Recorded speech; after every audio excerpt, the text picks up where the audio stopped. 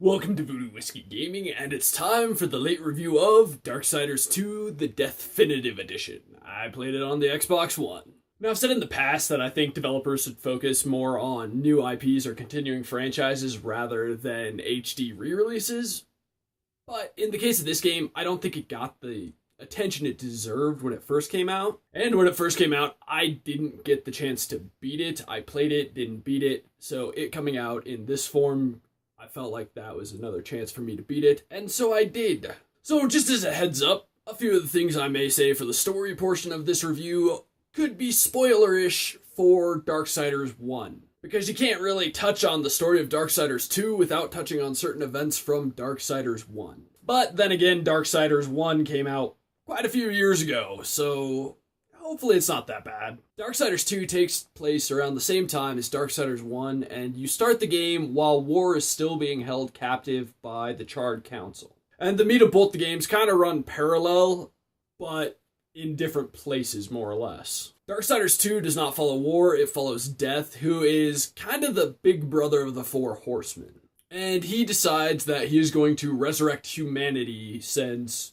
War was blamed for their destruction. He's blamed for triggering the apocalypse, which killed all the humans. So to redeem his brother, Death wants to revive all of the humans. And that is his primary goal throughout his travels, which basically take him to a bunch of different worlds within the universe. You've got the Maker's world, the world of the dead, you get the idea. During his quest, he discovers that there's this corruption spreading throughout the realms. It's even infected the World Tree, which ties all the realms together. He meets some pretty cool different races, like the Makers. He gets to go into the Dead Realm, which has a bunch of different creatures and people, angels, demons, you know, that kind of stuff. And I found a lot of the quests that the people you meet in these worlds send you on were really interesting, and they had their own kind of unique stories to them. As far as the sound in this game goes, it would have been great. But right now, it's in dire need of patching. There are some horrendous glitches that make it really distracting. The glitches are really during like cutscenes and menus. There's this weird static going on, and it's honestly kind of horrific when you're hearing a character speak.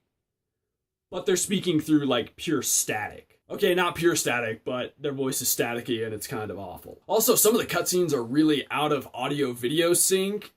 And that's obviously annoying. It's not game destroying, but it is annoying. I did read a post from the developer saying they were trying to patch these audio issues, but as of this review, they hadn't fixed them yet, and they were still really horrifically annoying. So, if it weren't for those glitches, it would honestly sound pretty good. The voice work, if it weren't for the glitches again, would be top-notch. They have some really good actors, and I mean like movie actors coming in to do a lot of the voices of a lot of the characters. They even got Michael Wincott to voice Death.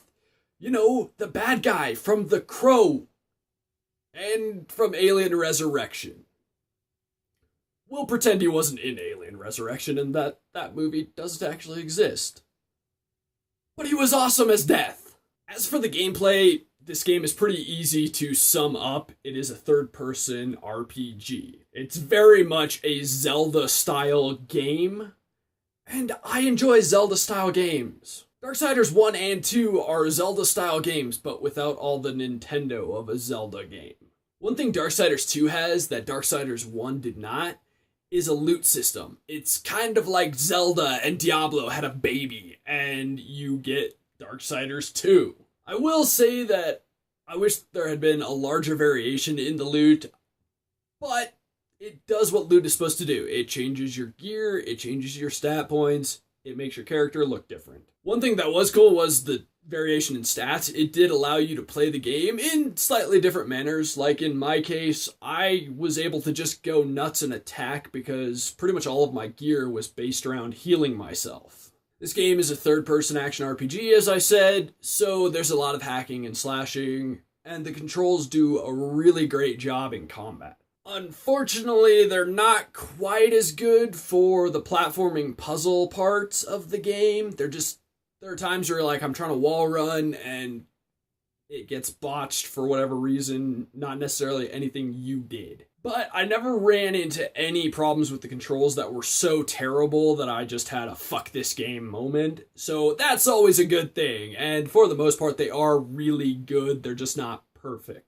As for the graphics, it's an HD re-release, so the lines from the original game are way cleaner, but overall the graphic quality is pretty much the same as before. The game was not meant to be hyper-realistic. It's a much more comic book style art style. The original artwork, the characters, the world, all of that was originally done by Joe Madureira, because I have never been able to pronounce his last name, but he's a great comic book artist. He did the Battle Chasers series, which didn't last nearly long enough. But this game perfectly fits within his style. You can see his art style all over it, and that is definitely a positive, because the worlds are unique, the characters are unique, it's just great. As for other complaints with the game, apart from the audio, I did run into some frame rate issues. They didn't kick up until the latter half of the game, and they weren't detrimental to the game. They weren't as bad as Tales from the Borderlands, but it's still obnoxious. Now, while that wasn't a game-ruining problem, I did run into one that was bordering on game-ruining. Basically, during one of the puzzles, every time I touched a crank, my screen would go black. Now, I poked around online and I was able to find a solution to the problem. Like, nothing that fixed it, just kind of a workaround. And had I not found that workaround, I would not have been able to beat the game. Overall, I did enjoy the experience of Darksiders 2, and I would recommend buying it. But, like, this is a big but. Wait a while. Wait for it to get patched. Okay, so in the comments below, why don't you tell me who your favorite horseman is? And you can pick a horseman that is not from Darksiders. Pick from X-Men, I don't know. Just tell me who your favorite is down below. Mine happens to be War from Darksiders, because he was just freaking awesome! Thanks for watching, and if you enjoyed the video, please hit that like button. And if you like what I'm doing in general, subscribe. Have a good one.